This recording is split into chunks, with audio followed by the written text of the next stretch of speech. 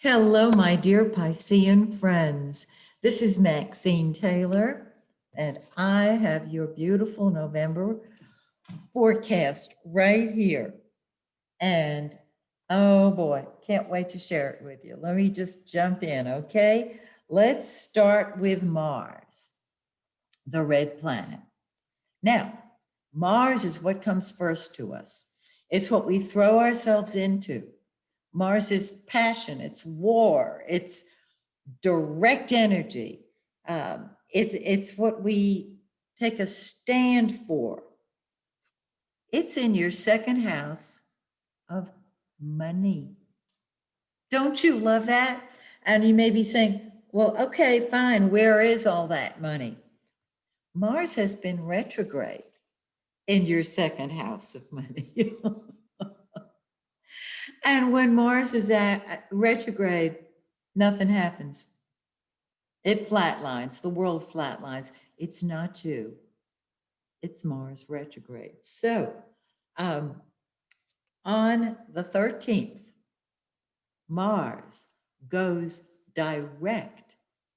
That means it stops its retrograde motion. And from then on till the first week of January, it is in the shadow of the retrograde.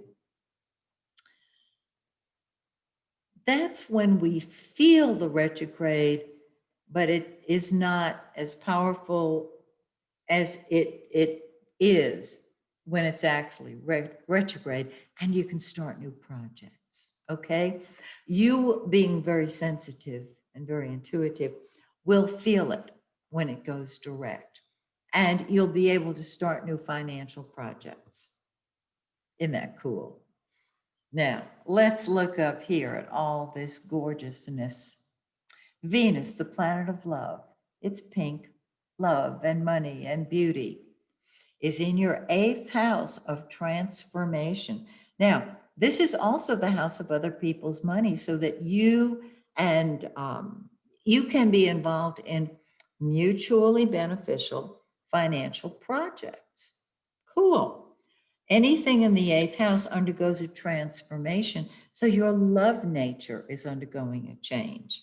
This, of course, happens every year uh, as Venus moves around the zodiac.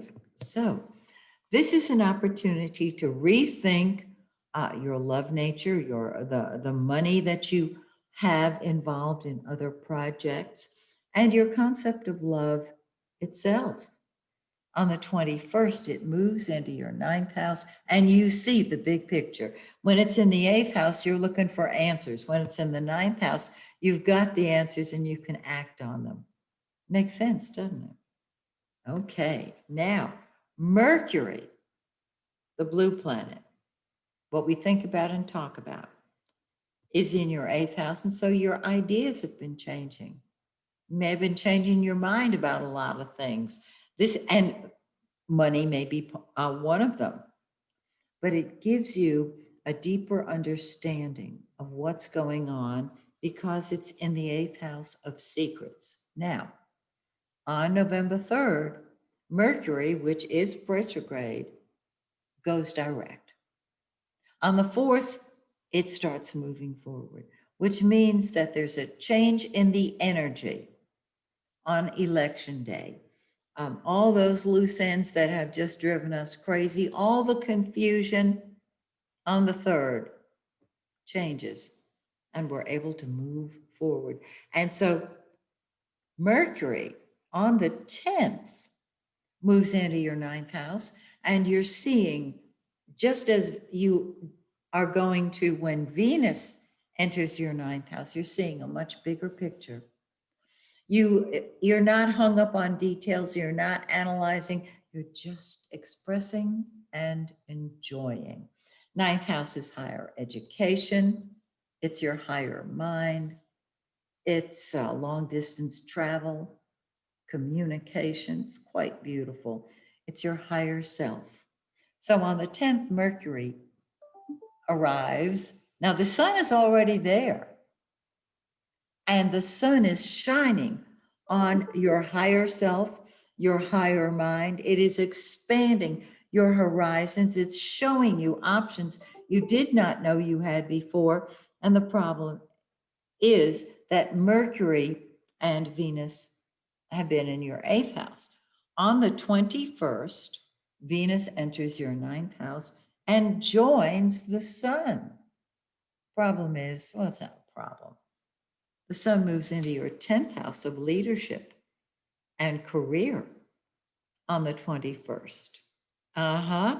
And there you are, leader. That's the time to move upward. Move upward. Express yourself. Be the leader.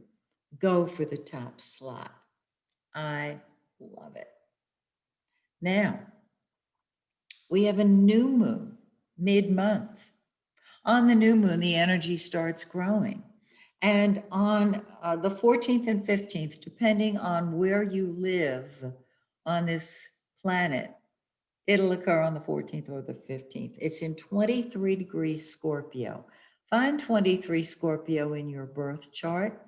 Combine it with this beautiful, eye-opening, mind-expanding new moon, which can help you with higher education, travel, communication, or just seeing a grander picture. And you'll have the whole story. Then we have a full moon on the 30th, but it's not just any full moon, it's an eclipse. And it's twice as powerful, three times. I mean, it's really powerful, and it lasts longer. We feel the effects of an eclipse about a week or two or three before it occurs. And the effects are with us till the next batch of eclipses come along, which are usually about 5-6 months later. But they're at their peak 3 to 4 months after they occur. Well, this full moon on the 30th in 8.5 degrees of Gemini, find that in your birth chart, combine it with this, indicate a change, an advancement in the area of home, family, and real estate. It can bring about much more emotional security as well. If you don't feel it right away when it occurs, don't you worry a thing about that, because 3 to 4 months later, that's when it kicks in. So February and March, in other words.